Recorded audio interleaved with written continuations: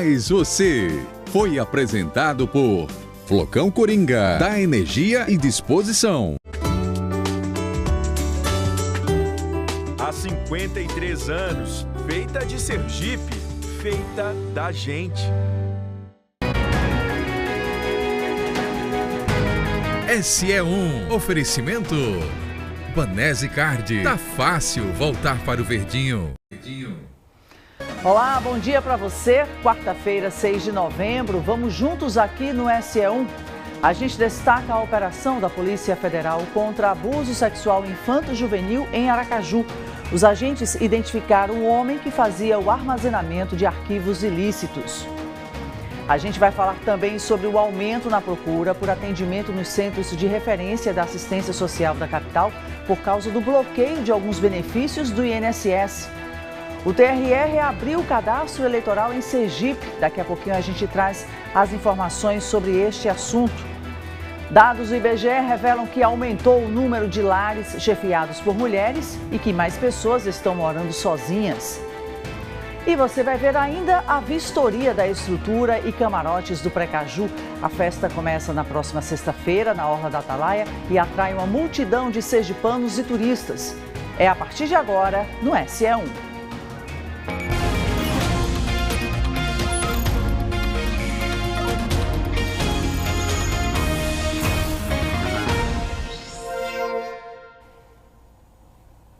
A Polícia Federal prendeu um homem na manhã de hoje em operação contra abuso sexual infanto-juvenil. A ação aconteceu na cidade de Aracaju. As investigações iniciaram há 3 meses. Os agentes, com apoio da inteligência, identificaram que o investigado fazia o armazenamento de arquivos ilícitos. Hoje, durante o cumprimento de um mandado de busca e apreensão em Aracaju, os policiais flagraram um homem com arquivos contendo cenas de abuso sexual infanto-juvenil. O investigado foi preso e o material apreendido. E a Polícia Civil prendeu ontem um investigado por estupro de vulnerável e favorecimento à prostituição de adolescentes em Monte Alegre, no sertão sergipano. O homem, de 67 anos de idade, passou por audiência de custódia e foi encaminhado para o sistema prisional em Aracaju. A equipe da Delegacia Municipal de Monte Alegre de Sergipe deu cumprimento a um mandado de prisão preventiva contra um suspeito de cometer diversos crimes contra a dignidade sexual de adolescentes aqui no sertão sergipano. O investigado, que é um senhor de 67 anos, passou a receber constantemente visitas de adolescentes que têm entre 13 a 15 anos de idade na sua residência, e nessas visitas ele oferecia dinheiro em troca de favores sexuais desses jovens, que consistiam na exibição de partes íntimas, nos casos mais simples, até outros atos libidinosos, em outros casos mais graves. E essas interações evoluíram também para o meio virtual, troca de conversas em redes sociais, conversas essas com teor sexual ou troca de mídias íntimas entre os jovens e o investigado. Por isso, a equipe daqui da Delegacia de Monte Alegre representou pela prisão preventiva desse investigado, que foi deferida e foi cumprida juntamente também com o mandado de busca e apreensão na residência desse senhor, no qual foi apreendido um telefone celular que será submetido à perícia para que sejam encontrados novos elementos de prova dessas interações e desses crimes contra a dignidade sexual contra os quais ele é investigado. O suspeito passou por audiência de custódia e já foi encaminhado ao sistema prisional de Aracaju. As investigações continuam, pois nem todas as vítimas foram identificadas até o presente momento. É importante destacar que novas informações sobre esse caso e outros casos semelhantes podem ser informadas à polícia de forma anônima através do 181. Os dados do último censo do IBGE revelam uma mudança na configuração das famílias. Aumentou o número de lares chefiados por mulheres. A mesma pesquisa revelou também que mais pessoas estão morando sozinhas. Há 16 anos, Saulo saiu de Japoatã, no interior de Sergipe, para cursar faculdade em Aracaju. Na capital, sempre dividiu a casa com a família, mas há 7 anos decidiu morar sozinho. Foi uma questão de privacidade. Eu já vinha me percebendo uma pessoa que gostava mais de ficar dentro de casa, de não sair, de estar mais reclusa, ter o meu canto.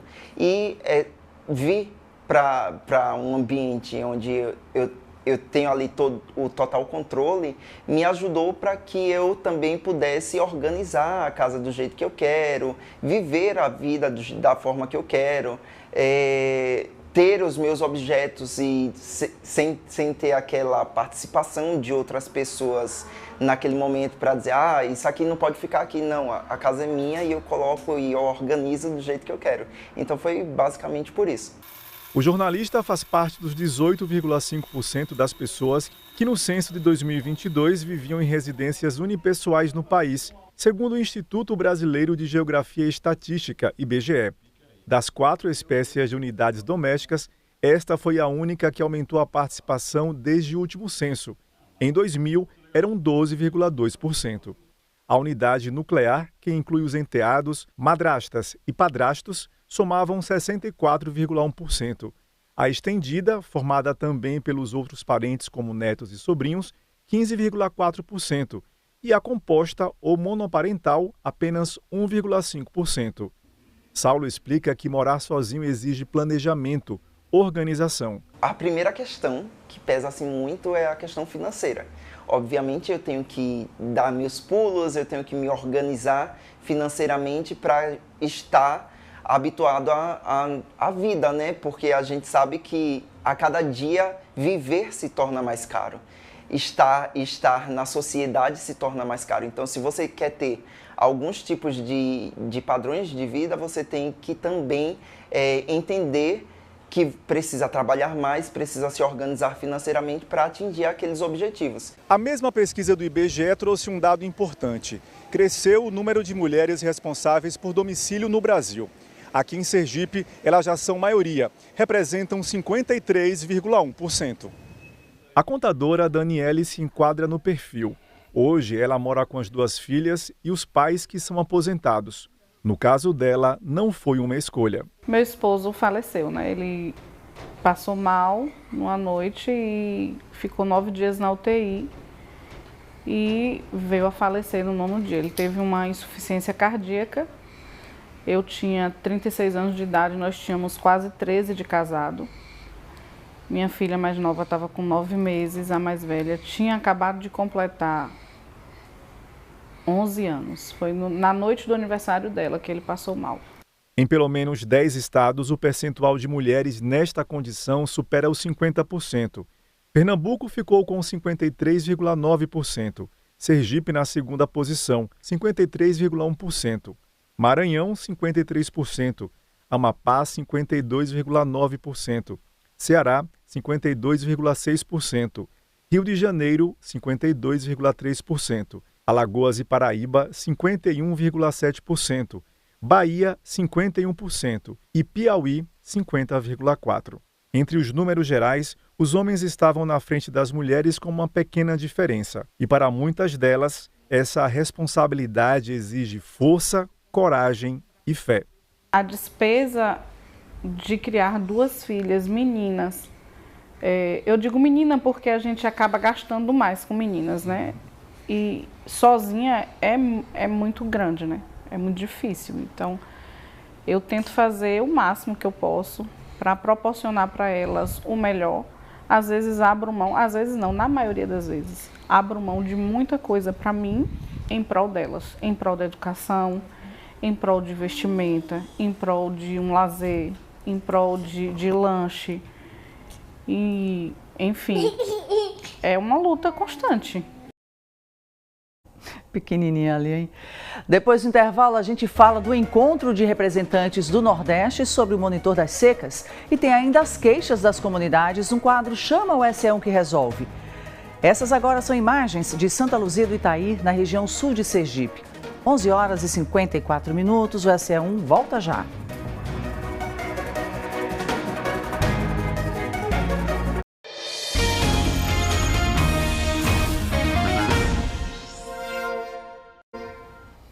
Foi reaberto o cadastro eleitoral em Sergipe. Os serviços estavam suspensos para a organização das eleições 2024.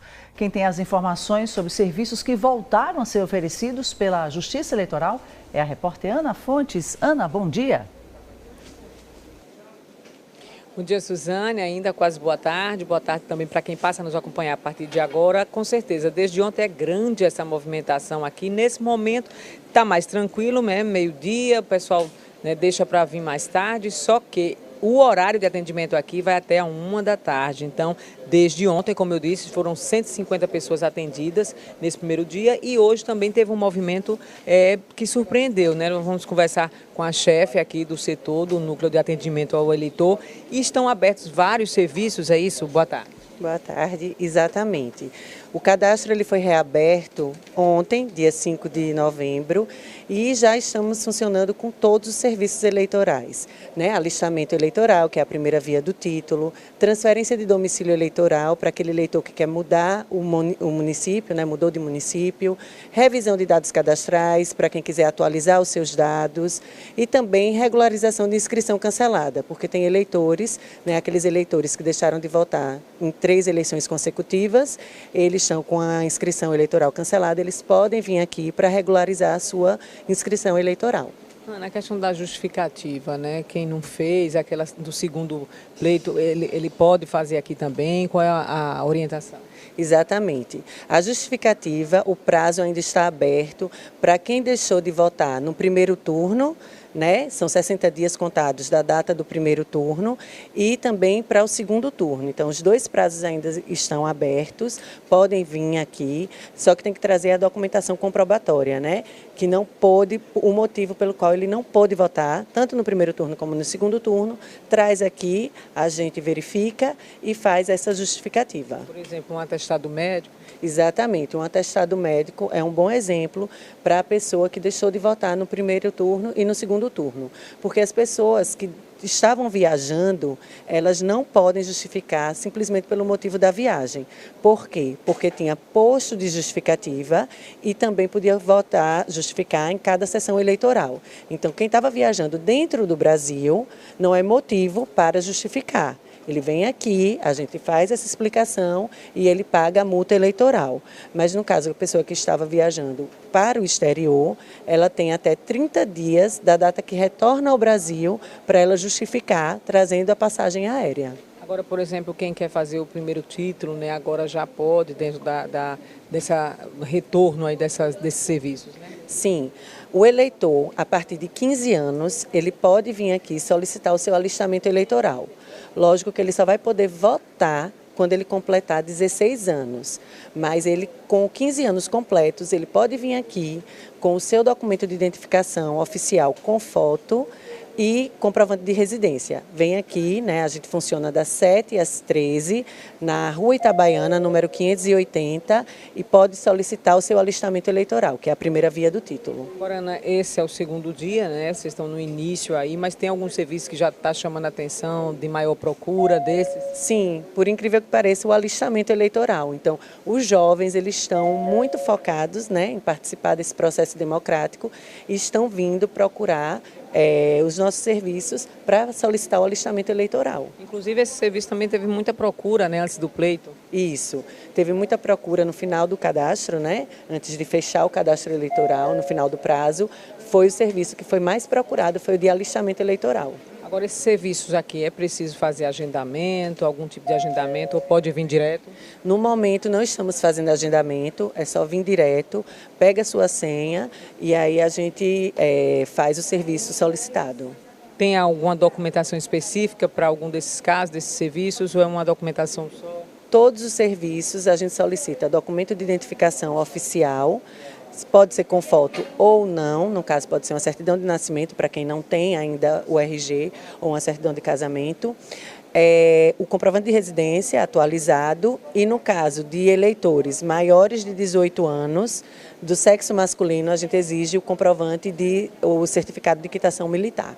Agora, um dos serviços é justamente a mudança, né, da zona de votação do município, que pode fazer essa transferência. Agora, quem tem, por exemplo, vota numa sessão e quer uma mudança de local de votação para a mesma cidade, o mesmo município, pode fazer também? pode fazer desde que traga o comprovante de residência. Então, traz o comprovante de residência, faz a solicitação de mudança de local de votação. O local de votação, a gente pede que seja próximo à residência da pessoa, porque facilita no dia da eleição. Então, ele trazendo esse comprovante de residência, pode solicitar, sim, essa mudança de local de votação. Então, só para reforçar, quem está em casa, passa para a gente algum desses serviços que pode ser feito a partir de agora e o horário de funcionamento aqui, só para reforçar quem está em casa. Pronto, aqui em Aracaju, para os eleitores de Aracaju e do município da Barra dos Coqueiros, funciona na Rua Itabaiana, número 580, das 7 às 13. No interior, em qualquer interior do estado, aqui de Sergipe, o horário de funcionamento é diferente, é das 8 às 14 horas. E os serviços são o de alistamento eleitoral, primeira via do título, revisão de dados cadastrais, que a pessoa pode fazer qualquer alteração, nome, endereço, e tem transferência de domicílio eleitoral para aquele que mudou de município e também regularização de inscrição cancelada, que é aquele eleitor que está com o título cancelado. Podem vir aqui, além da justificativa, que está no prazo tanto para o primeiro turno como para o segundo turno, lembrando que tem que trazer o documento que comprove o motivo da ausência, as urnas e também pagamento de multa eleitoral. A gente agradece a Ana Carla trazendo aí essas informações importantes, Suzane, para quem ainda está com alguma pendência, e é bom agilizar, não deixar para a última hora. A gente sabe que há um costume das pessoas deixarem para a última hora, mas que agora está um movimento tranquilo, dá para fazer bem tranquilidade, sem muita algazarra, sem muito caos, Ana? Porque quando chega perto de algum pleito, aí todo mundo corre e fica difícil atender todo mundo com qualidade. Então é isso, Suzane. Importante manter esse planejamento, Ana? Muito obrigada pelas informações. Agradecer a Ana Carla, chefe do Núcleo de Atendimento do TRE. Muito obrigada. De janeiro a setembro deste ano, a Polícia Rodoviária Federal em Sergipe flagrou 4.451 motoristas trafegando acima da velocidade permitida nas rodovias. Quem tem mais informações é o repórter Antônio Cardoso. Antônio, boa tarde, bem-vindo aqui ao SE1. Boa tarde, Suzane. Boa tarde a quem nos acompanha. São números preocupantes, A gente vai entender melhor por que eles se preocupam, porque inclusive o aumento no número de mortes nas rodovias federais em Sergipe. A gente vai entender melhor porque estão ligadas, O número de mortes, esse aumento no número de infrações também, e principalmente porque essas infrações estão aumentando e essa velocidade, Eu estava conversando há pouco com o superintendente executivo da Polícia Rodoviária Federal em Sergipe, o Técio Silva. Ele estava explicando exatamente isso, que não é exatamente o aumento no número de infrações, mas na velocidade dessas infrações, Isso. Uma boa tarde, superintendente, seja bem-vindo. E já começando por isso, o que preocupa não é esse aumento no número de infrações, mas o aumento na velocidade dessas infrações, Mais uma vez, uma boa tarde. Boa tarde, Antônio Cardoso, boa tarde também, Suzane, e todos aqueles que nos acompanham. A verdade, o número em si aumenta, porque afinal são mais de 4.000 infrações e um excesso de velocidade. Mas como você frisou muito bem, além dessa quantidade de velocidade, de pessoas cometendo a infração, o que tem nos preocupado mais é o aumento da velocidade em si. As infrações de velocidade, elas se dividem normalmente em três. Você tem até 20%, você tem de 20% a 50% e tem acima de 50% da velocidade da via. E as velocidades, as infrações acima de 20% e acima de 50%, elas aumentaram proporcionalmente bastante nesse último ano. E quanto maior essa velocidade quanto maior a velocidade, aumenta também o risco a quem está no veículo, E aumenta também, nesse caso, o número de mortes. Estão diretamente ligados? Sim. A questão da velocidade, ela aumenta a probabilidade de um acidente. Quando se está a uma velocidade superior da via, a probabilidade que ocorra um acidente aumenta bastante, mas não só isso, aumenta a gravidade dos sinistros. Então, o sinistro também fica mais grave e a tendência de que mais pessoas sofram lesões graves ou venham a óbito nesse sinistro. E nesse sentido, o que fazer para diminuir esses números, Já existe algum trabalho? A PRF tem intensificado suas fiscalizações com radar. Nós aumentamos nosso tempo de operação de radares móveis em torno de 40% em relação ao ano passado. Também a quantidade de vezes em que a gente vai à rodovia fazer esse tipo de fiscalização também aumentou. O que significa o radar móvel? Radar móvel é aquele que o próprio policial opera. É diferente daquele radar fixo que está feito parado lá no local que o DENIT, no caso das rodovias federais, que é instalado e mantido pelo DENIT. O nosso não, é o policial que vai com o radar, se posiciona no local e vai flagrando os veículos. Imagino também que uma das ações é de conscientização, né? E até por isso a gente também estava conversando mais cedo, que existe também uma especificidade na infração para o motorista, né? Que é flagrado acima da velocidade. Sim, quanto às ações de conscientização, nós fazemos diversas palestras, diversas participações, educações para o trânsito, em muitas empresas e eventos. Nós fazemos isso, tentando conscientizar as pessoas, os usuários do trânsito, dos riscos que são envolvidos nisso. Mas além dessas palestras também a gente tem contado muito com a imprensa nessa conscientização, pelo que nós somos muito gratos. Então nesse momento, por exemplo, nós estamos aqui, não sei quantas pessoas estão nos acompanhando, saibam que a sua conduta de excesso de velocidade pode trazer problemas para si e para pessoas que não tem nada a ver com isso, pode levar até a óbito, tanto você mesmo no excesso de velocidade, bem como pessoas que não estão diretamente envolvidas naquilo ali. E quando você está falando sobre a suspensão, uma das consequências do excesso de velocidade é que, naquelas infrações que eu lhe disse que passam acima de 50% da velocidade da via, uma das penalidades é a suspensão da sua CNH. Então, a título de exemplo, se a velocidade da via é 80 km por hora e a pessoa passa acima de 120 ou é flagrada acima de 120, aquela habilitação ela vai sofrer um processo de suspensão. Então a pessoa vai passar um tempo sem poder conduzir. E quando a velocidade é 40, se ela passar acima de 60 km por hora, sua habilitação vai ser suspensa. E no caso de habilitação suspensa, não pode dirigir de jeito nenhum. No caso de habilitação suspensa, tem todos os requisitos para que ela volte à normalidade. Tem que entregar a habilitação no órgão de trânsito, no caso aqui no Detran, vai ter que passar um tempo sem conduzir. Se for flagrado conduzindo o veículo, estando com a habilitação suspensa, vai responder um processo criminal, a habilitação vai ser suspensa de novo, vai ser notificada de novo. Então, às vezes, as pessoas pensam que é só questão da pontuação. Mas não é só a pontuação. Sua habilitação pode ser suspensa dependendo da velocidade que seja excedida. Perfeitamente, presidente. Muito obrigado pelas informações. E como ele falou, não é também só a questão da infração, da Carteira Nacional de Habilitação, é questão também de segurança, como a gente conversou no início. Existe um aumento no número de mortes nas rodovias federais, isso está diretamente ligado a esse tipo de infração que acaba aumentando um pouco. Ou seja, a conscientização, o nosso trabalho aqui também é importante para conscientizar a população, também os motoristas, né, Suzane? Com certeza, por isso que a gente faz questão de sempre trazer à tona aqui, sempre trazer aqui no SE1 esse alerta, né, dos gestores de trânsito para evitar acidentes e, claro, a consequência disso, as mortes. Muito obrigada pelas informações, Antônio. Daqui a pouquinho você retorna com outros assuntos. Agradecer mais uma vez a participação do Superintendente Executivo Técio Silva. Muito obrigada. E atenção quem trafega na rodovia SE100, no trecho entre as praias Atalaia e Robalo, na Avenida Inácio Barbosa. O trânsito vai sofrer alterações e deve ficar mais lento por causa de obras no local. Já dá para ver uma mudança aqui no cenário.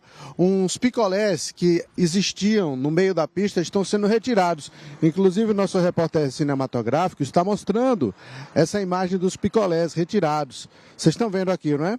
Na calçada, e são vários, viu? Nós fizemos um estudo e estamos, a partir de agora, começando a fazer a implantação dessa nova sinalização, onde nós vamos ter a partir dessa implantação, nós vamos ter 3 vias, agora, ao invés de 2, como nós temos aqui.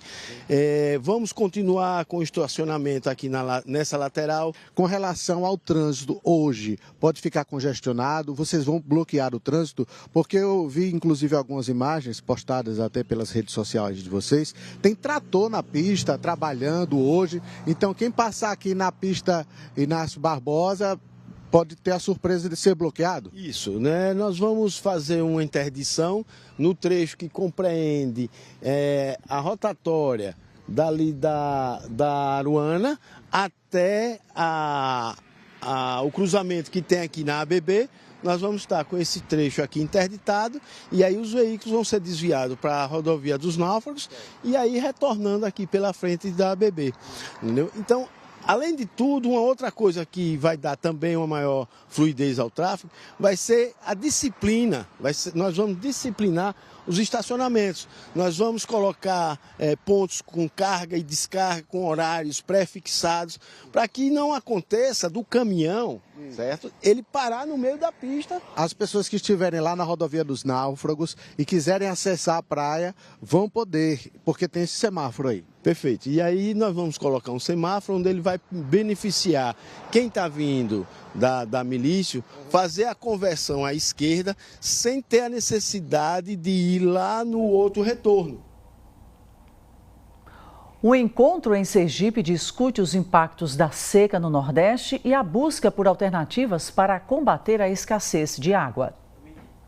A falta de chuva transformou a paisagem no município de Poço Redondo, no sertão do estado. Açudes secaram, lavouras de milho foram perdidas. O gado está enfraquecido. Dona Josefa perdeu 90% da plantação. Me desenvolveu o grão, mas a palhinha está sequinha, nós cortando, botando um moído para os bichos aqui e acolá, para ver se eles escapam. Dando um baldinho de água, tirando de uma cisterninha para um para outro. Em Sergipe, 8 municípios estão em situação de emergência por causa da seca. São mais de 60 mil pessoas afetadas diretamente. Nesse encontro, estudiosos monitoram esse cenário para tentar diminuir os impactos. A Agência Nacional de Águas e Saneamento Básico, a ANA, reuniu os representantes dos estados do Nordeste em Sergipe para avaliar o monitor das secas. A gente faz eventos regionais por blocos para a gente ter um olhar mais regionalizado dos impactos da seca, de como a metodologia pode ser aprimorada, e aqui é uma reunião de avaliação do Bloco Nordeste. Então é importante a gente conhecer como a seca, os impactos que a seca traz por região e poder retratá-la de uma maneira adequada por meio do mapa. Segundo as últimas informações do monitor das secas, Sergipe apresenta uma seca de fraca a moderada. Um dos principais problemas tem sido o desmatamento. O estado só dispõe de 16% de cobertura vegetal nativa e é ela que possibilita também o armazenamento da água. Sem cobertura vegetal, a gente compromete os nossos recursos naturais, inclusive os nossos mananciais. Alguns deles, inclusive, estão deixando de ser permanentes e passam a ser temporários, ou seja, tem alguns mananciais nossos, de superfície inclusive, que se transformaram em canais de drenagem natural. Em Alagoas, a escassez de água tem avançado cada vez mais forte em direção ao Rio São Francisco. Nos últimos meses, principalmente a partir de julho em diante, choveu muito pouco. Foram chuvas bem abaixo da normalidade. E essa tendência de chuvas abaixo da normalidade se manteve nos meses de julho, agosto, setembro e outubro. E a tendência agora, como nós estamos fora do período chuvoso, ou seja, fora daquele período de recarga hídrica, é que a situação da seca se agrave em toda essa região. Relatos que vão construir uma nova realidade do monitor das secas e, quem sabe, ajudar a diminuir o sofrimento de muita gente. Bebe água uma vez por dia para ver se eles vão para frente. Até Deus mandar, Nossa Senhora ter dó e mandar, viu? Até Nossa Senhora ter dó e mandar, meu Deus. Essa é a grandeza da Senhora para baixo. Usuários do CRAS Jardim Esperança, localizado no bairro Inácio Barbosa, reclamam da dificuldade de acesso aos serviços. Entre eles, a atualização do cadastro do benefício de prestação continuada. A espera pelo atendimento tem se mostrado uma verdadeira maratona para quem depende dos serviços do CRAS Jardim Esperança, no bairro Inácio Barbosa. É a terceira vez que a Alana vem aqui. De segunda-feira que eu venho, ontem quando eu cheguei, a moça me tratou super mal. Aí eu cheguei, dei bom dia a ela, ela falou que não tinha mais senha, que se eu quisesse vir, viesse à tarde ou hoje de manhã. A Alana tem uma lesão motora. Ela é beneficiária do BPC, Benefício de Prestação Continuada, mas precisa atualizar o cadastro para ter de volta a ajuda financeira. A gente tem a necessidade da gente para pagar dentro de casa e eu vim para poder resolver e ela simplesmente me disse que não tinha mais senha. O CRAS Jardim Esperança atende moradores do Inácio Barbosa e São Conrado. Nos últimos dias, muita gente tem reclamado da dificuldade de acesso aos serviços do CRAS. De acordo com os usuários do CRAS Jardim Esperança, por dia são disponibilizadas 15 senhas para o atendimento durante a manhã e 10 senhas à tarde. Uma quantidade que, segundo eles, é insuficiente para atender a demanda. Por isso, muita gente precisa madrugar na porta do CRAS para tentar ser atendido. sem tomar um café, e às vezes não tem dinheiro e vem até a pé. E tem gente com deficiência também, né? Chega aqui é bem mal atendido, porque começa, nem atende. Um dia eu vi, não foi atendido ninguém. E teve gente que ficou até 2h30 da tarde e não foi atendido. Dona Gorete disse que até conseguiu a senha, mas na hora do atendimento foi surpreendida com a informação de que o sistema tinha caído. Minha filha ligou ontem para cá, a mulher disse que tinha voltado o sistema. E eles que ligaram para a gente e não ligou. 3 vezes que eu venho já. Outra reclamação é sobre o tratamento que as pessoas recebem dos funcionários do CRAS. Não tem consideração, eles deviam tratar as pessoas bem, que as pessoas que vêm para aqui são pessoas humildes, que precisam, não eles chegarem aqui e maltratar. Sobre essa reclamação, a diretora de Políticas de Transferência de Renda da Secretaria Municipal da Assistência Social informou que vai realizar uma reunião com os funcionários. O nosso usuário ele tem que ser atendido da melhor forma possível, né? O acolhimento na recepção, também no atendimento do cadastro único ou de qualquer outro serviço no CRAS tem que ser da melhor forma possível. Até porque nós recebemos usuários, né, que já vêm com as suas vulnerabilidades, suas fragilidades. Sobre a queda do sistema para atualização dos cadastros, Yolanda explicou que é uma instabilidade em todo o Brasil. O governo federal fez algumas alterações no cadastro único e quando retornou ele voltou totalmente indisponível. Essa queixa não é só de Aracaju, mas de todo o Brasil, né? Inclusive, se você fizer uma reportagem em qualquer município sergipano, a reclamação vai ser a mesma. Chama o SE1 que resolve.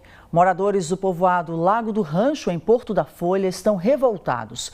É que, segundo eles, há 20 dias a água não chega com regularidade nas torneiras. Eles têm que comprar enquanto a situação não é resolvida. As condições da gente aqui estão sendo precárias, sem água, há mais de 20 dias. Escola, posto de saúde não está funcionando e as casas da gente não chegam a gota de água. Se a gente quiser 1.000 litros de água nas nossas casas, a gente tem que comprar R$30, 1.000 litros de água. Então, estamos aqui fazendo essa reclamação para que essa reclamação chegue até as autoridades, para que venha resolver a nossa situação, que não está fácil não. E o talão chega todos os meses para a gente pagar, fora o que a gente compra, né? Então, aqui a caixa d'água do povoado é essa daqui, está aqui, outra caixa aqui, olha, a água aqui jorrando, o chão, mostra o chão aqui, é desse jeito aqui, ó, de dia à noite, olha, desse jeito, e a água não chega na nossa casa.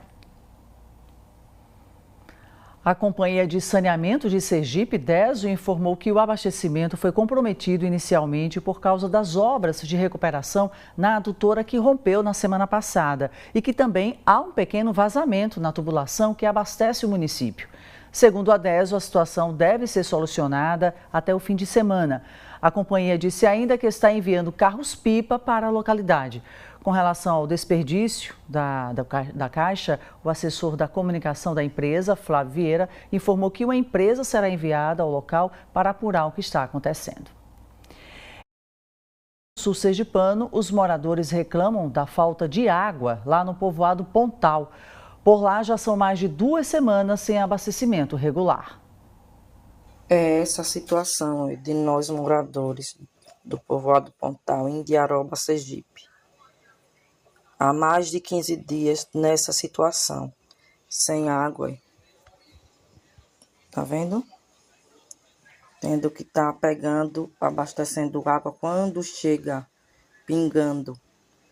Há mais de 15 dias nessa situação. E a DESO não dá uma satisfação a nós moradores. E ontem mesmo já chegou o talão. Agora para a gente pagar o quê se não tem água? Boa pergunta. O diretor da comunicação da DESO, Flávio Vieira, informou que houve um problema na bomba que abastece a região, que está sendo recolocada no dia de hoje. A previsão é que o abastecimento seja normalizado em até 72 horas. Até lá, caminhões-pipa vão ser enviados para o local para abastecer a população. Da região do Baixo São Francisco, em Propriá, a reclamação dos moradores é por causa da coleta de lixo. Segundo a comunidade, há 3 dias não acontece a coleta de lixo nas ruas da cidade. Eles contam que várias ruas dos bairros de Propriá estão assim, com lixo acumulado à porta das residências e de estabelecimentos comerciais. Quem vive por lá diz que não passa nenhum carro para fazer a coleta e não há justificativa para que isso esteja acontecendo. Bom, em nota, a Prefeitura de Propriá informou que a coleta de lixo na cidade não foi interrompida. O problema de acúmulo de lixo em algumas localidades aconteceu por causa da quebra de 2 caminhões coletores. No entanto, a Prefeitura está realizando uma força-tarefa para agilizar essa coleta, inclusive fazendo o recolhimento do lixo no período noturno. O serviço deve ser regularizado até esta quinta-feira, dia 7, amanhã.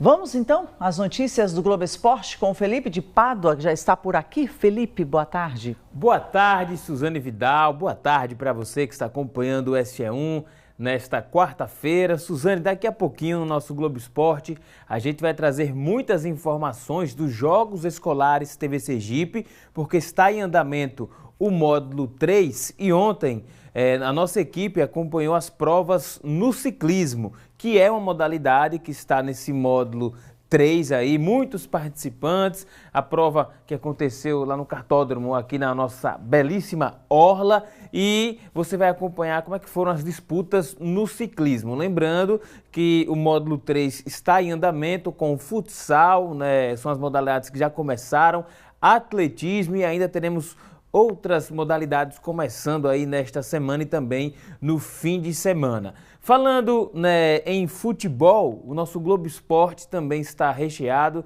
de informações do Campeonato Brasileiro, porque ontem tivemos partidas e o Botafogo, meu povo, venceu mais uma e abriu 6 pontos de vantagem para o Palmeiras, o Botafogo que está muito bem aí na temporada, seja na Libertadores, seja também no Brasileirão, tá voando, e o Vasco acabou sendo goleado lá no Newton Santos, 3-0, uma vitória muito importante que dá moral, dá ainda mais confiança para esse grupo que foi formado em 2025. Tivemos outras partidas também, o Internacional venceu, o São Paulo, fora de casa, venceu o Bahia, um resultado também muito importante na briga pela Libertadores. Então, Suzane, daqui a pouquinho, logo após o SE1, tem o nosso Globo Esporte. Um abraço, viu, Suzane?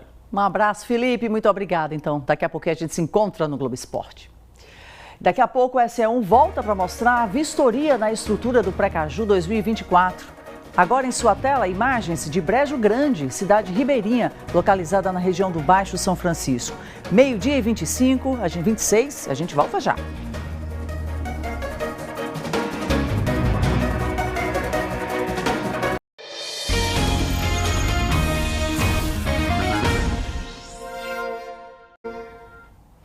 Depois de 10 anos, 7 deles interrompidos, a obra do campus do Instituto Federal de Sergipe, em Aracaju, entra na reta final de conclusão. Mas essa é apenas uma das 3 etapas do projeto. Alunos começaram o curso, se formaram e não viram a obra do prédio do campus do IFS de Aracaju concluída. Os que estudam hoje nas dependências aos fundos da área em obras no bairro Getúlio Vargas esperam ver a estrutura pronta. É complicado, porque já está na hora de acabar já. A construção começou em 2014. Quando deveria ter sido concluída, a obra acabou paralisada em 2017, porque a empresa responsável desistiu e os recursos voltaram para a União.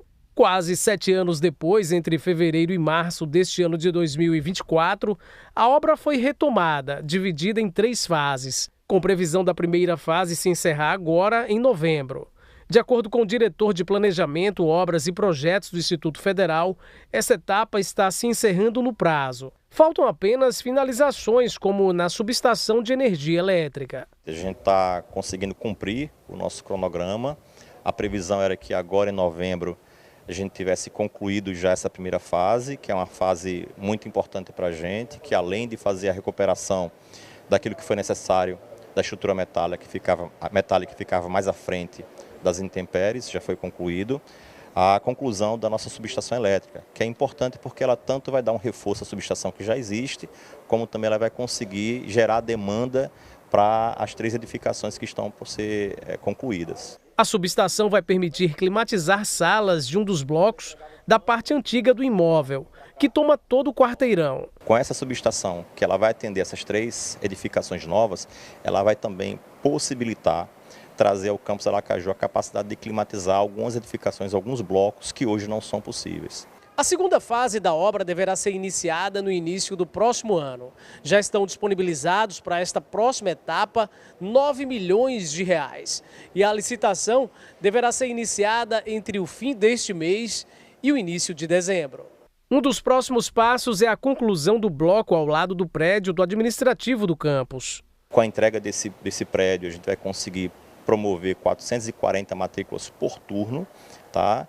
E com esse recurso da segunda fase, a gente vai conseguir também já iniciar atividades de construção aqui nesse segundo prédio, que é onde a gente está, que é o prédio central. Para terminar a terceira e última fase, estão previstos pelo menos mais 2 anos de obras. A engenharia ela consegue hoje informar com bastante precisão que em 2026 a gente consegue entregar o próximo prédio, tá? Que são esses 4 pavimentos que vai promover as 440 novas matrículas por turno, tá? Agora, o início da próxima fase depende, evidentemente, da disponibilidade orçamentária da próxima etapa de recursos e já iniciamos esse diálogo com o MEC, já possibilitando a continuidade da terceira e última fase. Conexão Enem. Hoje é dia de dicas de matemática para quem vai fazer as provas do Enem, o Exame Nacional do Ensino Médio, no próximo domingo. Galera, estamos aqui com Conexão Enem, últimas dicas de matemática, professor Walter, para vocês arrasarem nesse Enem. Vamos falar de razões importantes. Quais são as razões que o Enem adora cobrar? Velocidade média é a razão entre o espaço percorrido e o tempo gasto para fazer aquele percurso. Densidade demográfica é a razão entre o número de habitantes pela área da região. Densidade volumétrica é a razão entre a massa e o volume da substância. E a mais queridinha de todas, escala. Todos os anos cai. Escala é a razão entre o comprimento do desenho e o comprimento real. Não esqueçam de quando você estiver falando de área, a escala deve estar ao quadrado. E quando você estiver falando de volume, a escala tem que estar ao cubo. Outro tema bastante abordado no Enem é geometria espacial. Não esqueçam, principalmente a parte de volume. Volume, nós só temos 3 fórmulas. Volume do prisma é igual ao volume do cilindro. Área da base vezes a altura. O volume da pirâmide é igual ao volume do cone, 1/3 da área da base vezes a altura. E o volume da esfera, 4/3 de πr ao cubo. Também não esquecer a habilidade 6 e a habilidade 7. A habilidade 6 é projeção ortogonal e a habilidade 7, identificar características de figuras planas e espaciais. Valeu, galera! Com essas dicas vocês vão arrasar no Enem. A Universidade Federal de Sergipe abriu 100 vagas de cursos de graduação para pessoas com 60 anos ou mais. As matrículas vão até amanhã. Quem tem mais informações é o repórter Antônio Cardoso. É isso, Antônio?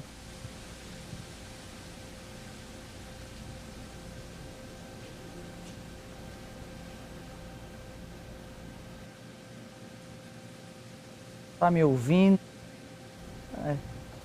Boa tarde mais uma vez, Suzane. Boa tarde a vocês que nos acompanham. É uma oportunidade muito boa para quem está acima dos 60 anos, né? Mas também vou dizer que é uma oportunidade enriquecedora para os alunos que estão na graduação regular, porque tem esse contato com pessoas mais experientes e é uma formação mais completa. Só que a gente vai entender um pouquinho melhor como é que vai fazer essa inscrição, quem é que pode fazer a inscrição, porque eu estou com o coordenador do Núcleo de Pesquisa e Ações da Terceira Idade, o NUPAT, da Universidade Federal de Sergipe, o professor Neilson Menezes.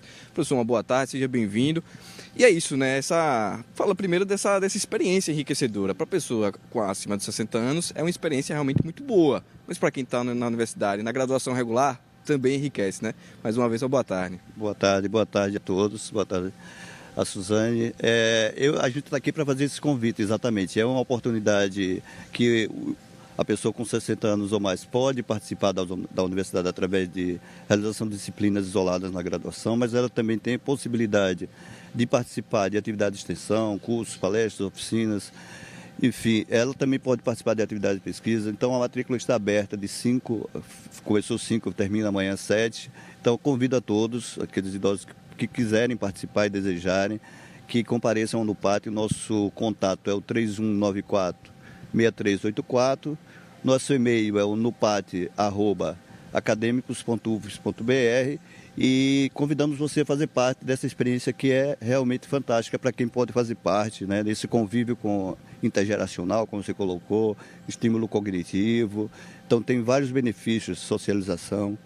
Então, para esse público que está em casa, né, acima dos 60 anos, para eles entenderem, eles podem vir fazer a graduação de forma regular, mas também não precisa vir todos os dias, né? Pode ser de uma forma mais esporádica. Isso, são disciplinas isoladas, tá? Então ele pode escolher, o quadro de ofertas a gente tem aqui, ele vai escolher a disciplina, o horário, o dia que ele quer participar, ele vem, faz a matrícula, né? E também pode participar. Agora, para ele participar da disciplina isolada, ele precisa ter o ensino médio. No caso das atividades de extensão, não necessariamente precisa ter o ensino médio, basta desejar ter a idade e desejar fazer. Para a gente deixar agora claro, quem é que pode fazer? Pessoas acima dos 60 anos, com ensino médio, tem mais 60 anos ou mais, tem algum pré-requisito além desse? Só o ensino médio para quem vai fazer as disciplinas isoladas de graduação, né? São esses dois pré-requisitos, 60 anos e mais, ensino médio completo ou equivalente.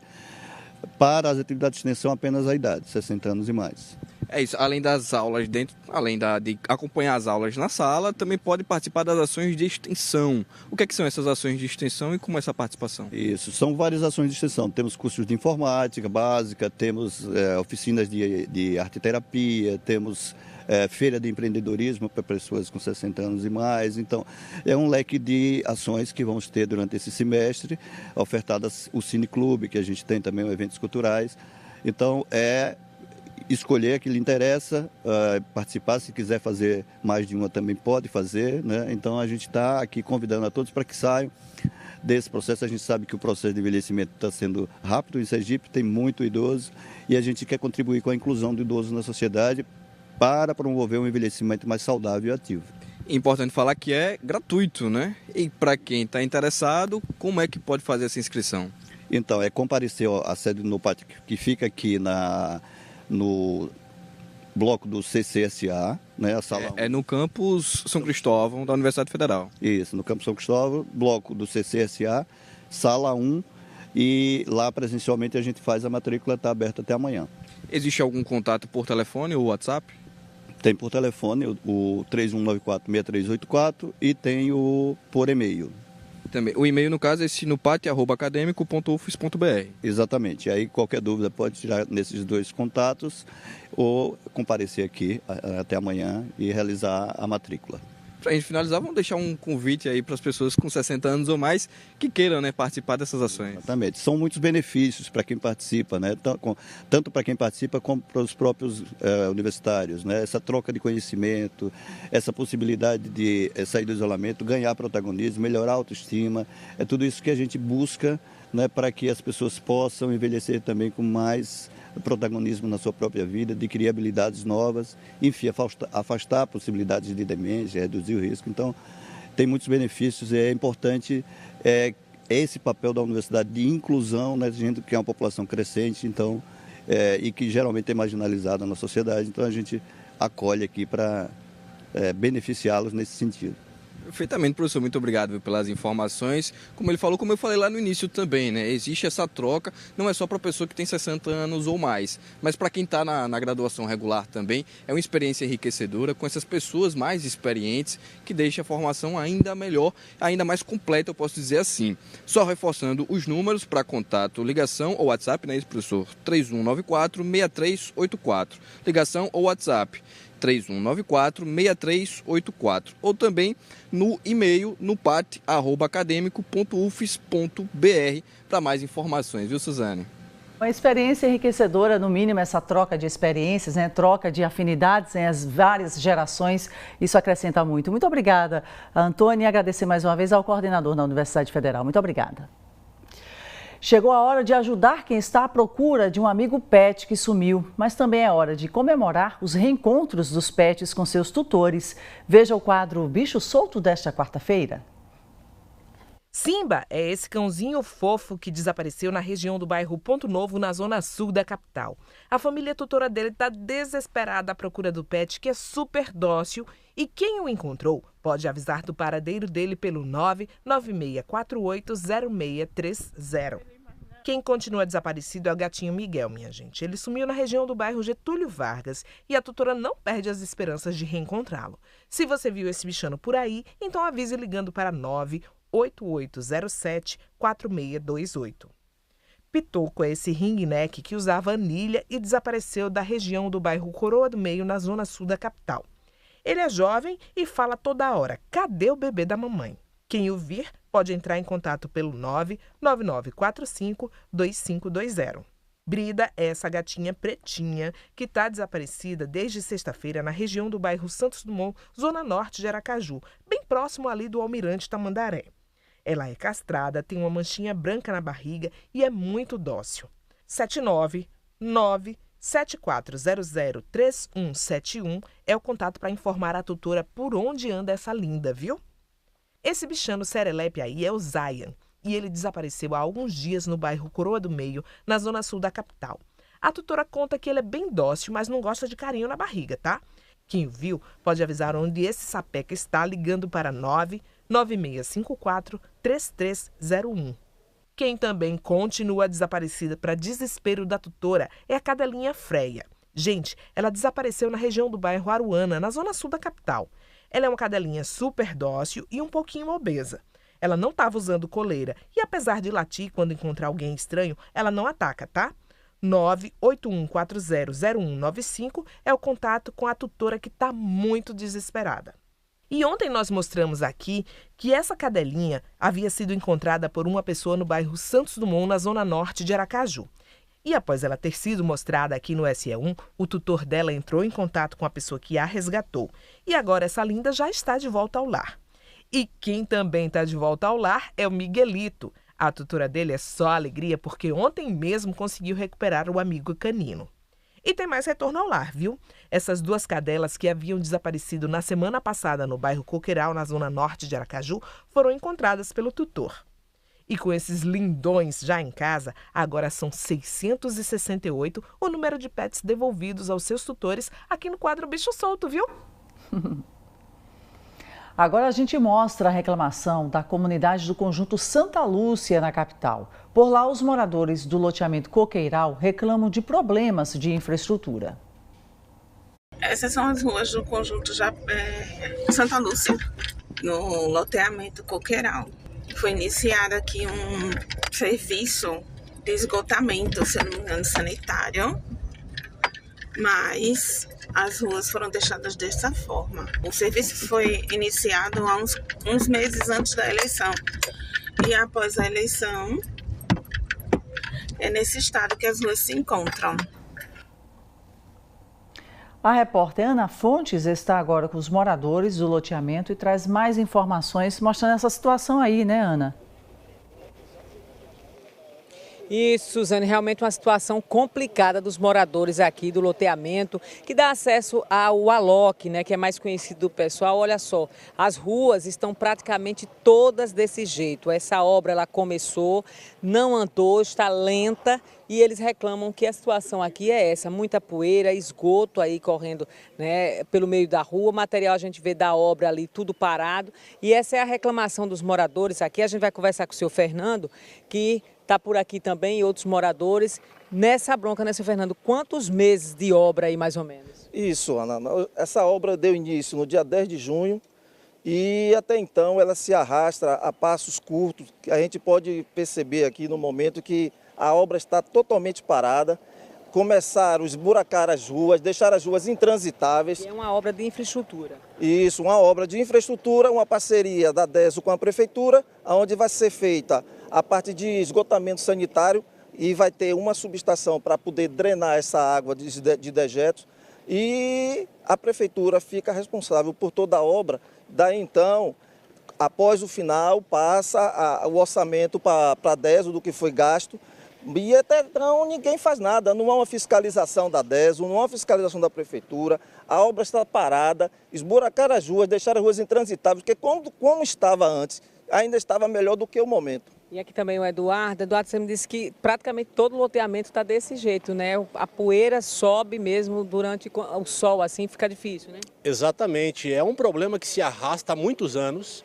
É um problema que agora se acentuou. Uma obra que se iniciou antes das eleições e nós tínhamos a expectativa que esse processo se acabasse antes do ano findar. Só que a situação chegou a um ponto que ficou inadmissível, crianças sofrendo, idosos sofrendo, o comércio, a desvalorização dos imóveis, quer dizer, um problema muito grande para todos. Quer dizer, a gente vai mostrar um pouquinho aqui, outros moradores estão por aqui. Você dá uma olhada, o Marcos Ricardo vai mostrar no chão, Marcos. Mostra o chão aí, como é que tá. É poeira pura, viu, Suzana? Aqui quando passa um carro, cobre tudo, inclusive quem tem comércio por aqui também reclama. Dona Silvia está aqui com a gente. Dona Silvia, difícil até para quem tem criança, aqui a gente tem um comércio também, a poeira cobre tudo, né? Tudo, Ana, está difícil, os transportes, aplicativos não estão querendo entrar, o ônibus está com dificuldade. A gente está sofrendo bastante, é poeira, a mercadoria, poucas mercearias que nós temos aqui, que dá assistência, estão sofrendo, porque tudo só poeira, pessoas com máscara e não tem acesso à ambulância para subir. Ninguém quer entrar aqui não, nós estamos totalmente abandonados. Porque além da poeira tem a questão dos buracos que vão se formando. Verdade, buracos, quebrando os amortecedores dos carros, eles estão sem querer entrar, reclamando, acidente de moto, porque está derrapando na areia, já caiu lá no meu condomínio um rapaz, tá vendo, foi reclamar com o síndico, e você vê que a situação piorou para a gente. Eu vi um outro morador que passou aqui de carro, né, o senhor parou ali, difícil para transitar por aqui, né? Sim, muito difícil, e agora vale ressaltar que a dificuldade maior foi após as eleições, né? O pessoal sumiu, tinha gente sempre trabalhando aqui antes das eleições em ritmo bem acelerado e após as eleições o pessoal sumiu, parou geral e é esse sofrimento que eles já relataram, né? Quer dizer, difícil para vocês porque estavam numa situação ruim, agora piorou ainda mais com o nome do senhor? Sérgio, muito pior. Seu Sérgio que falou aqui com a gente, né, Fernanda, Eduardo, quer dizer, todos os moradores aqui reunidos, né, Suzane, para essa situação. Olha só, aqui na frente, além dos buracos, fica a água empoçada, né, dificultando a passagem de veículos, e isso em todo o loteamento. Então fica bastante difícil e eles querem uma providência o mais rápido possível para que essa situação seja pelo menos solucionada e haja um paliativo, pelo menos até que a obra possa acabar, né? Agora chegou uma outra moradora aqui, está reclamando. Olha, tem mais de 15 dias que o cano foi quebrado na minha casa. Ali. Um pouquinho para a gente poder conversar aqui. Olha, aquela casa com o diabo ali. Eles quebraram o cano do Deso. Antes da eleição, na sexta-feira, eu pedi para eles consertarem. Foi o pessoal da obra? Foi o pessoal da obra que quebrou para fazer a massa, para tapar as caixas. As caixas estavam fazendo ali. Se você quiser ir da minha casa, aí está correndo água, já tem mais de 20 dias. Eu ligo para o Deso, mas mudou de administração e eles não vêm consertar, não. Então é isso, a gente agradece a presença dos moradores aqui, porque eles estão nessa situação, né, Suzane? Você vê aí, vem um ônibus e a poeira, quando passa ônibus, aí cobre tudo realmente. Eles querem essa resolução o mais rápido possível, né? E o retorno dessa obra, é isso que eles querem. Suzane. Certo, Ana. Situação realmente complicada para os moradores aí do Santa Lúcia. A gente agradece a participação dos moradores. Olha, Ana, inclusive já chegamos aqui, nós entramos em contato com a Prefeitura de Aracaju. A Imurb, que é a empresa municipal de obras e urbanização, disse que as obras de infraestrutura no loteamento Jardim dos Coqueiros e Estrada do Aloque estão em andamento e já foram executados cerca de 30% da obra. No momento estão sendo finalizadas as ligações dos ramais da rede de esgoto e está previsto iniciar a terraplenagem na próxima sexta-feira. Em seguida, será realizada a pavimentação. Disse ainda que todas as ruas serão contempladas com infraestrutura e a previsão de conclusão é no mês de abril do próximo ano. Portanto, essa é a resposta da Prefeitura de Aracaju para o problema dos moradores aí do Santa Lúcia. Ana, muito obrigada pela sua participação. Bom trabalho. A gente confere agora as notícias do Jornal Hoje com César Tralli. Olá, boa tarde. Obrigado sempre aqui pela nossa parceria. Logo mais no JH, cobertura completa sobre o resultado das eleições americanas. O candidato republicano Donald Trump vai voltar a comandar a maior potência do mundo. Ele conquistou mais de 270 delegados eleitorais, venceu também no voto popular e será o próximo presidente da República pelos próximos 4 anos. No meio da madrugada, na Flórida, Trump apareceu ao lado da família e de apoiadores para celebrar a vitória. Ele afirmou que a sua volta à Casa Branca será a era de ouro da América e reafirmou todos os compromissos de campanha, como recuperar a economia, aumentar a segurança da população e apertar o cerco contra a imigração ilegal. A candidata Kamala Harris, do Partido Democrata, não tinha se manifestado sobre a derrota até o fim da manhã. Ela está em Washington, onde acompanhou a apuração ao lado da família. E você vai ver também, daqui a pouco, no JH, um menino de 4 anos foi baleado e morto durante um confronto em Santos, no litoral paulista. Testemunhas contaram que policiais e suspeitos trocaram tiros no Morro São Bento e que outras pessoas foram atingidas. E a força da celebração da fé. Um memorial dedicado a Santa Dulce dos Pobres, em Salvador, foi reaberto depois de 1 ano e meio de reformas. O espaço tem novas atrações, onde fiéis e visitantes podem interagir e conhecer a história da primeira santa brasileira. Espero você no Jornal Hoje. Não perca. Um abraço, obrigado e até já. Manhã de quarta-feira de vistoria na área do Precaju 2024. A inspeção na estrutura da festa, que vai reunir milhares de pessoas, é para garantir que tudo ocorra bem com os foliões. Órgãos da Prefeitura e também do Governo do Estado se encontraram no estacionamento da Passarela do Caranguejo para o início da vistoria. São esperados cerca de 400 mil foliões durante a festa. E o posto médico avançado já está pronto, disse a coordenadora. O posto médico é composto de 15 leitos. Desses 15 leitos, temos 2 leitos de estabilização para pacientes com quadro mais grave, onde serão atendidos e transferidos aos hospitais. 10 poltronas de medicação rápida. E contaremos com 3 médicos, 3 enfermeiros, 11 técnicos de enfermagem e 4 gestores com formação em saúde de plantão diariamente. Quem vem para uma festa dessa magnitude quer saber se vai ter ambulância, caso haja necessidade. O SAMU já garantiu presença. Para 2024, a gente vai estar aqui com unidade de suporte básico, unidade de suporte avançado, além das motolâncias também na área de concentração e dispersão para poder atender a população da melhor maneira possível. Todos os órgãos envolvidos na vistoria saíram caminhando a partir da Passarela do Caranguejo e percorreram praticamente toda a extensão da Orla da Atalaia, que entre os dias 8 e 10 de novembro será o palco de uma das maiores prévias carnavalescas do Norte e Nordeste. O Precaju, que começou no ano de 1992, se consolidou como uma das maiores festas do estado. Oportunidade para centenas de comerciantes de bebidas e comidas aumentarem a renda familiar.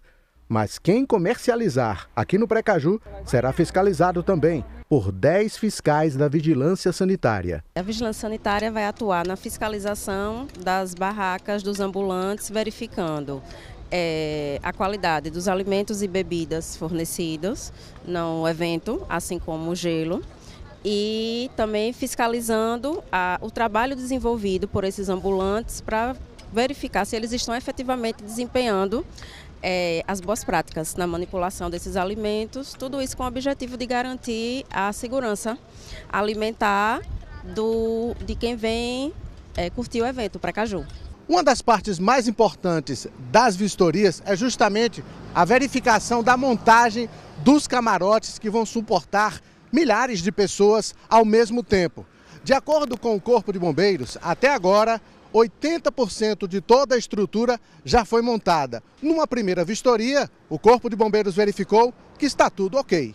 Nosso trabalho para o Precaju, para garantir a segurança, principalmente a parte preventiva, já começa muito antes, com a Diretoria de Atividades Técnicas, que analisa o projeto que foi apresentado. A gente já fez uma vistoria em loco, aí na segunda-feira constatou que 80% já foi construído e está aprovado. Faremos outra vistoria na quinta-feira e a última na sexta-feira, para verificar se tudo que foi aprovado no projeto foi contemplado na execução, para garantir realmente que todos que venham frequentar façam isso com segurança. segurança. Nessa área, a gente observa diversas coisas, a sinalização de emergência, a iluminação, a alocação dos extintores, tudo para garantir uma segurança e fazer com que as pessoas que ali frequentem possam fazer isso de uma forma tranquila e garantida pelo Corpo de Bombeiros. A Polícia Militar estará com mais de 3.000 PMs atuando em diversas frentes. O comandante da operação do Precaju tratou dos detalhes do posicionamento dos policiais juntamente com os demais órgãos envolvidos. O policiamento nosso começa nas rodovias que trazem outros foliões de outro estado para Aracaju. Então a gente já tem operações de trânsito nesse sentido. A gente tem operações no entorno do evento, são operações periféricas para garantir que o cidadão chega da forma mais segura possível.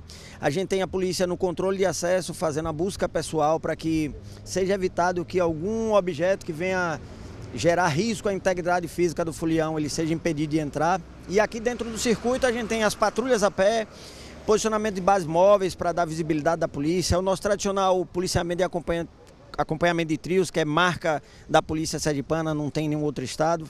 Além disso, a gente tem o policiamento na faixa de areia, com policiamento montado, veículos de tarefa utilitárias, caminhonetes. Ao longo do percurso também a gente conta com esse ano monitoramento de câmeras, que é para redirecionar o policiamento. A gente tem a Ronda Maria da Penha, trazendo um apoio à mulher. A gente tem o policiamento com drones, então o policiamento está montado, bem planejado. E a gente só espera pôr em prática. A segurança no entorno da festa será garantida por 300 guardas municipais. A Guarda Municipal de Aracaju vai estar atuando nesses 3 dias com mais de 300 guardiões. Vamos direcionar nossa operação no primeiro momento a partir do nosso transporte público, visto que o terminal da Atalaia terá um grande fluxo de pessoas que vão se deslocar aqui para a área do evento. Então lá vai estar posicionada a nossa base móvel de vídeo monitoramento, que é o nosso ônibus que vai poder monitorar atrás de todos os terminais, visto que todos os nossos terminais são monitorados pela Guarda Municipal, além de nossas equipes que vão estar distribuídas no entorno e no terminal também. Vamos estar com equipes que vão ficar fazendo a revista nas principais portarias para que possa acompanhar e garantir a segurança de todos os foliões que vão entrar ao evento. Vamos estar também com o nosso grupamento de especialidade de motopatrulhamento, acompanhando o entorno aqui do evento, os nossos principais terminais, a circulação das pessoas, não só na chegada, mas também como no retorno. Então nossos grupamentos especializados também vão estar aqui no entorno do evento e reforçando toda a segurança no transporte público para que todos possam vir aproveitar a festa e voltar com tranquilidade para suas casas. O SE1 fica por aqui. Na sequência tem o Globo Esporte com Felipe de Pádua. Outras notícias à noite no SE2 com o líder Van Santos. Obrigada pela sua companhia e uma excelente tarde para você.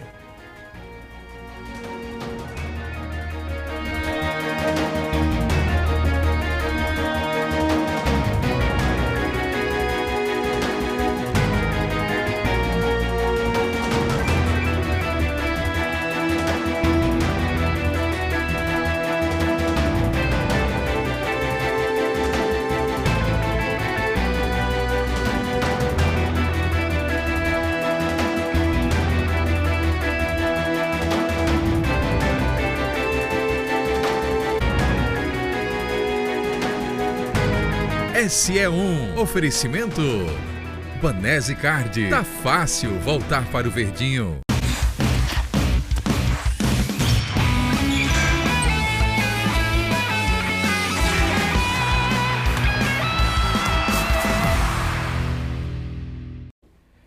Olá pessoal, boa tarde, Globo Esporte chegando nesta quarta-feira e o Botafogo atropelou o Vasco e segue mais líder do que nunca no Brasileirão. Daqui a pouquinho os detalhes.